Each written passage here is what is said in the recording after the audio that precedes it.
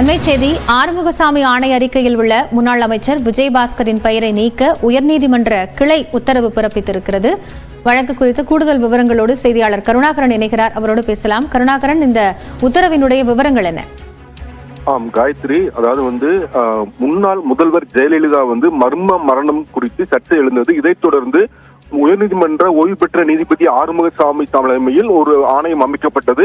அவர் பல்வேறு நபர்களிடம் நேரடியாக விசாரணை நடத்திய பிறகு அந்த அறிக்கையை தமிழக அரசிடம் தாக்கல் செய்தார். சட்டசபையிலும் நிறைவேற்றப்பட்டது.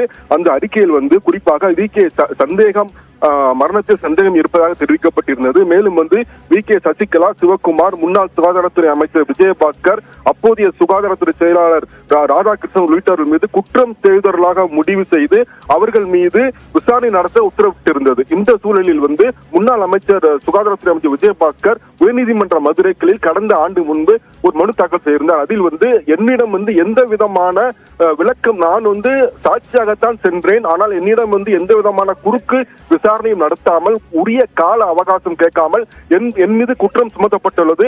எனவே என் மீதான அந்த பாகங்களுக்கும் அந்த கருத்துக்களுக்கும் தடை விதிக்க வேண்டும், என் மீது நடவடிக்கை எடுக்கக்கூடாது என்று மனு தாக்கல் செய்திருந்தார். இந்த மனு பல்வேறு கட்டங்களாக விசாரணைக்கு வந்தது. இறுதியில் நீதிபதி இளந்திரையின் முன்பு விசாரணைக்கு வந்தது. அப்பொழுது இருதரப்பு வாதங்களையும் கேட்டிருந்த நீதிபதி, அதாவது முன்னாள் சுகாதாரத்துறை அமைச்சர் மீது முன்னாள் முதல்வர் ஜெயலலிதா மர்ம மரணம் குறித்து ஆறுமுகசாமி ஆணையம் தாக்கல் செய்த அறிக்கையின் அடிப்படையில் முன்னாள் சுகாதாரத்துறை அமைச்சர் விஜயபாஸ்கர் மீது எந்தவித நடவடிக்கையும் எடுக்கக்கூடாது, அவர் மீது அந்த பதியப்பட்ட கருத்துக்களை நீக்க வேண்டும் என்று உத்தரவிட்டுள்ளார். காயத்ரி, நன்றி கருணாகரன் விவரங்களுக்கு.